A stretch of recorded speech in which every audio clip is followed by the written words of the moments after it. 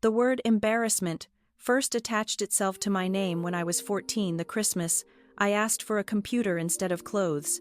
She's going through a phase, Mom explained to relatives gathered around our dining room table, her voice carrying the patient tone reserved for discussing children's temporary delusions. All this computer nonsense will pass once she discovers boys and makeup. 15 years later, that phase had evolved into the family's most reliable source of social discomfort.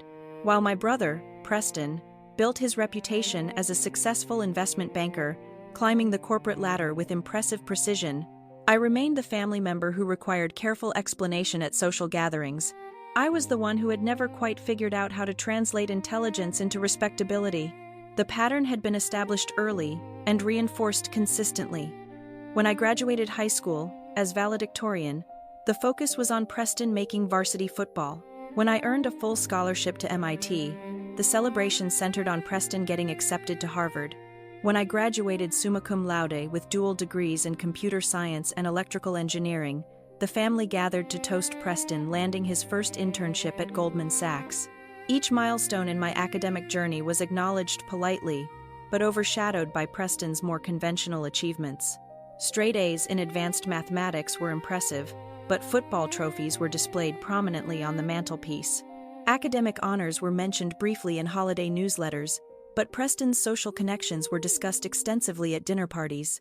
The disconnect became more pronounced as we entered our 20s. Preston's path was linear and comprehensible.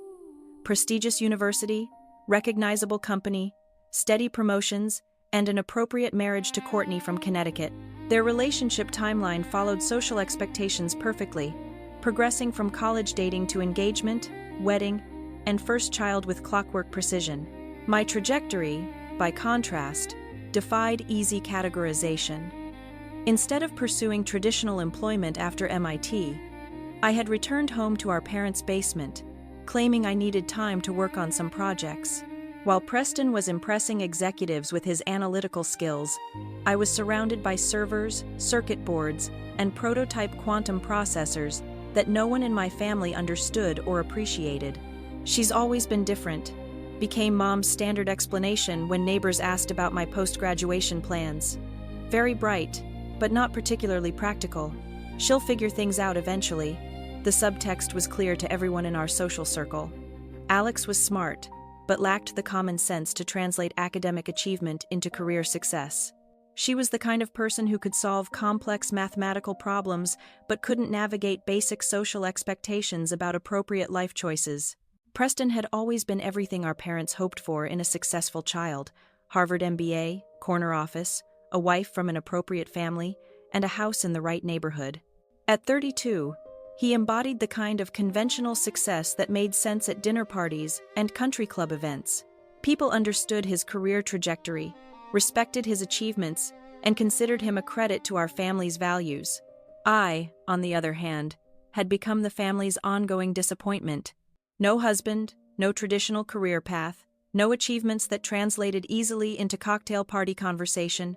At 29, I was still figuring things out, according to family consensus, pursuing computer-related hobbies that seemed impressive to other technical people, but utterly mystifying to anyone with actual business sense. The basement laboratory that had started as a temporary workspace had evolved into a sophisticated research facility over the past 8 years. What began as curiosity about quantum mechanical principles had developed into breakthrough applications for computational processing. But explaining quantum entanglement and superposition to family members who considered basic computer literacy to be advanced technology proved consistently futile. "She's very dedicated to her research," Dad would tell colleagues who asked about my career progress. The word research made my activities sound more legitimate than playing with computers in the basement, though he had no clear understanding of what that research actually involved or why it might matter. This Christmas gathering was particularly well attended, with cousins, aunts, uncles, and family friends filling our parents' house for their annual holiday celebration. It was the kind of event where family success stories were shared, professional achievements were celebrated, and social hierarchies were reinforced through careful conversation. The guest list represented our extended family's most successful members. Uncle Charles had built a regional construction company into a multi-million-dollar enterprise. Aunt Victoria ran the most exclusive interior design firm in the city. Cousin William had just been promoted to partner at his law firm. These were people who measured success in terms everyone could understand: revenue, profit margins, client lists, and market share. Preston just closed a $200 million acquisition deal. Arthur was explaining to Uncle Charles as I helped Mom arrange appetizers in the kitchen. The client specifically requested him because of his reputation for handling complex international transactions. Through the kitchen doorway, I could see Preston accepting congratulations with the confident humility of someone accustomed to professional recognition. His achievements were the kind that impressed other successful people, generating respect and admiration from everyone who mattered in our social circle. The conversation around Preston's latest triumph continued for 20 minutes, with relatives asking detailed questions about deal structures, regulatory approval processes, and the strategic implications for his client's global expansion plans. This was the language of legitimate business success, involving measurable outcomes and comprehensible value creation. "And what about Alex?" Aunt Victoria asked eventually, her voice carrying the careful tone people used when discussing family members whose lives hadn't developed according to expectations. Arthur's pause was barely perceptible, but I'd learned to recognize the slight hesitation that preceded explanations of my current situation. "She's still working with computers," he said finally, using the phrase that had become his standard description of my activities. "Doing some kind of technical consulting work. She's very good with that sort of thing." The phrase, "that sort of thing," had become his diplomatic way of acknowledging my work without having to explain what it actually involved. For the past 8 years, I'd been building and scaling technology companies, but the details were too complicated for family conversations, and the results too unconventional to fit their understanding of proper careers. "Is she seeing anyone?"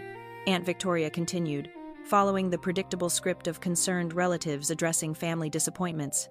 "She's very focused on her work right now," Eleanor replied diplomatically, which was family code for still single, and probably always will be. The subtext was clear to everyone. Alex had prioritized her computer hobby over finding a suitable husband, and now she was approaching 30 with no prospects for either professional respectability or personal fulfillment. The kitchen conversation continued as I arranged cheese and crackers, listening to the familiar rhythm of family concern disguised as polite inquiry. These discussions happened at every gathering, with relatives taking turns expressing appropriate worry about my unconventional choices, while carefully avoiding direct criticism that might seem unsupportive. "I worry that she's missing opportunities," Aunt Victoria said quietly, lowering her voice out of consideration for my proximity. "At her age, it becomes increasingly difficult to start over if those computer interests don't lead anywhere meaningful." Mom nodded thoughtfully, sharing the concern that had been growing stronger each year as my 20s progressed without obvious markers of conventional success. "We've tried to encourage her to consider more traditional options," she sighed, "but she's always been very independent, sometimes too independent for her own good." As we moved into the living room for the pre-dinner social hour, I found myself positioned in my usual spot on the periphery of family attention. Preston occupied the central chair near the fireplace, his wife Courtney beside him, discussing their upcoming vacation to Switzerland. Their 3-year-old daughter played at their feet with educational toys that promised to accelerate cognitive development through multilingual programming. "Uncle Preston is taking us skiing in the Alps," Courtney was explaining to the assembled relatives. "The resort has a private helicopter for accessing the best slopes. Preston's bonus this year has been extraordinary." The conversation flowed naturally around their success, touching on private schools, investment properties, and social connections that enhanced their standing in Manhattan's financial community. This was the kind of life our parents had envisioned for both their children: traditional, impressive, and easily explained to other successful people. Courtney's discussion of their lifestyle provided a masterclass in conventional achievement. Every detail reinforced their position within established hierarchies of success. "The headmaster at Riverside Prep personally called to welcome our daughter," Courtney continued, her voice carrying the satisfaction of someone whose child had been accepted to an institution with a waiting list measured in years rather than months. Apparently, her early development assessments place her in the 99th percentile for cognitive ability, I sat quietly in the corner chair that had become my designated spot at family gatherings, the location for family members who were present but not central to the evening's narrative of achievement. From here, I could observe without being expected to contribute significantly to conversations about career advancement or life milestones. "Alex, tell everyone about your computer work," Eleanor suggested during a brief lull in the Preston appreciation session. Her tone was encouraging but careful, the way parents speak when trying to include children who don't quite fit the group dynamic. "It's mostly technical stuff," I replied with the practiced vagueness that had served me well for years. "Database management, system optimization, quantum processing applications. Pretty boring, unless you're into that kind of thing." Preston laughed, the sound carrying just enough condescension to establish the professional hierarchy between us without seeming overtly dismissive. "Alex has always been more comfortable with machines than people. Some people just have different strengths, you know." His comment drew understanding nods from the adults, reinforcing their shared assumption that I'd found my appropriate niche in a technical support role that suited my personality and limitations.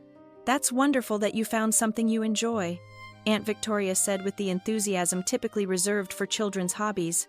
"It's so important to have interests that keep you busy and engaged, even if they don't lead to traditional career paths." My computer work was viewed as a harmless interest, like someone who enjoyed gardening or collected vintage stamps. I had found a technical hobby that suited my personality while accepting its limitations as a foundation for adult life.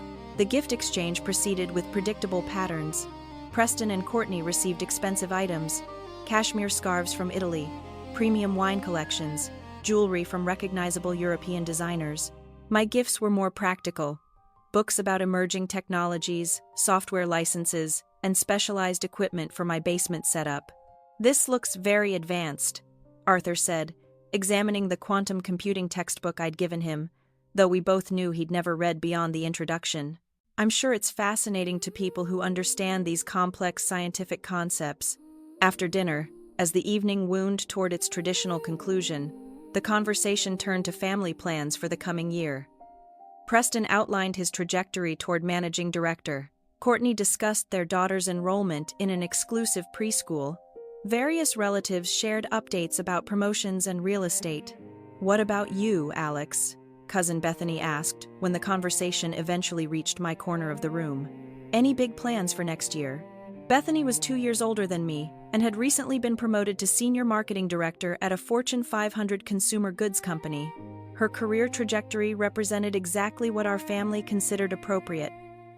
Before I could respond, Preston's phone buzzed. He excused himself to take a significant business conversation. "I'm working on some interesting projects," I said carefully. "Still early stages, but potentially significant applications." The response was met with polite but skeptical attention. "That's wonderful," Eleanor said encouragingly. "Just remember that it's okay to be satisfied with what you have. Not everyone needs to achieve extraordinary things to have a meaningful life." Her words were intended as comfort, but they stung because they revealed how completely my family had written off any possibility of significant success in my future. Preston returned from his call, looking satisfied. "Sorry about that," he said, addressing the room. "Business never stops, even on Christmas. Global markets don't recognize American holidays." "Was it important?" Arthur asked. "Just confirming details for next week's board presentation," Preston replied casually. "We're announcing a major expansion into emerging markets. Should be good for another promotion cycle." As the evening progressed, I felt increasingly isolated. While they celebrated conventional achievements, I was building something they couldn't comprehend. The disconnect had grown wider each year. "You know, Alex," Preston said during a brief private moment in the kitchen, "it's not too late to consider a more traditional career path. I could probably get you an entry-level position at Goldman, maybe in the technology support division. Nothing glamorous, but steady work with good benefits." His offer was genuine, reflecting his belief that I needed rescue.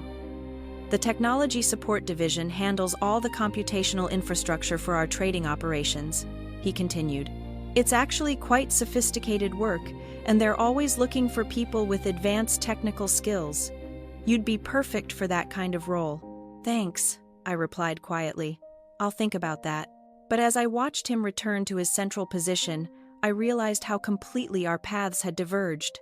While he was climbing a ladder everyone could see, I was building something entirely outside their frame of reference. If this story resonates with you, if you've ever felt misunderstood or undervalued by the people closest to you, please take a moment to subscribe and share this video. Your support helps me grow and continue sharing stories like this one. The moment that crystallized everything came near the end of the evening. Cousin Bethany was discussing her job search when the conversation turned to family support networks.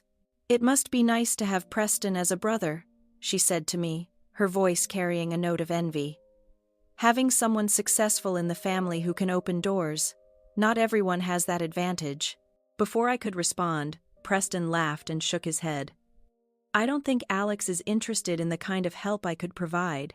She's more comfortable doing her own thing, even if it means staying at entry level forever." "Actually," Bethany said, her voice sharper, likely emboldened by the wine, "I think it's time someone said what we're all thinking." The room grew quiet. Bethany positioned herself near the center of the living room. "Alex, you're becoming an embarrassment to this family," she announced. "You're almost 30. You're still single. You're still playing with computers like a teenager. And you refuse to accept help from people who've actually succeeded in the real world." The silence was heavy with agreement. Sarah had articulated what many had been thinking. "Finally, someone said it," Preston added quietly. Mom looked uncomfortable but didn't contradict her. Dad stared at his hands. "You had potential," Bethany continued. "Good grades, smart family, every advantage. But instead of building something meaningful, you've wasted 15 years on a hobby that's going nowhere. And now you're too old to start over properly." "I understand," I said quietly. My calm response seemed to satisfy the family's need for an acknowledgement of reality. Bethany nodded approvingly. Preston looked relieved. But before the moment could pass, Arthur's phone rang with the distinctive tone he assigned to work colleagues. He glanced at the screen, pausing with recognition. "It's Harrison Blackwood from the Times," he announced to Mom, his voice mixing pride and obligation. Harrison was Dad's most valuable media contact, a senior business journalist. "Dave, sorry to call on Christmas." Harrison's voice was loud enough to be heard across the room. "But I had to verify something for a story. Is your daughter really the Alexandria Sterling that Forbes just named as America's youngest billionaire?" The question hit the room like a physical force. The grandfather clock seemed to stop ticking. "I'm sorry, what?" Arthur whispered, struggling to process the words. "Alexandria Sterling, 29, founder and CEO of Ether Logic," Harrison continued, his excitement audible. "Forbes released their youngest billionaire list an hour ago, and she's number 1. Net worth estimated at $3.8 billion. Please tell me you can get me an exclusive interview with her." The silence that followed was unlike anything I'd ever experienced. It wasn't comfortable quiet. It was the stunned, airless silence of a reality shattering. Preston stared at me, his mouth slightly open, trying to reconcile the family embarrassment with the youngest billionaire in American history. Bethany had gone completely pale, realizing she had just called a billionaire an embarrassment. "Ether Logic," Harrison was saying, "revolutionized quantum computing applications for financial modeling. The IPO last month broke every record for technology offerings. Your daughter built this from nothing in her basement lab." Dad held the phone like it might explode. The hobby he dismissed, the technical projects he never understood, all of it had been building towards something extraordinary. "Dave, you still there?" Harrison asked. "This is huge news. Forbes is calling her the most influential entrepreneur of her generation. Can you connect me?" Every pair of eyes focused on me. The failure had built a $3.8 billion empire. While they worried about my career, I had been operating at a level of business achievement they couldn't imagine. "Actually," Arthur said slowly, his voice barely functional, "she's right here." The laughter from moments ago had vanished. Preston's phone began buzzing with notifications, his financial industry contacts sending him the Forbes announcement. "Alex," Mom whispered. "Is this true?" Before I could answer, Bethany's phone chimed with a news alert. Then Aunt Victoria's. Then Uncle Charles's. The Forbes announcement was spreading through their social feeds in real time. The youngest billionaire in America was sitting in their living room, the same person they had just lectured about accepting limitations. Aether logic has been my primary focus for the past 8 years, I said quietly, maintaining the same calm tone. The company went public last month.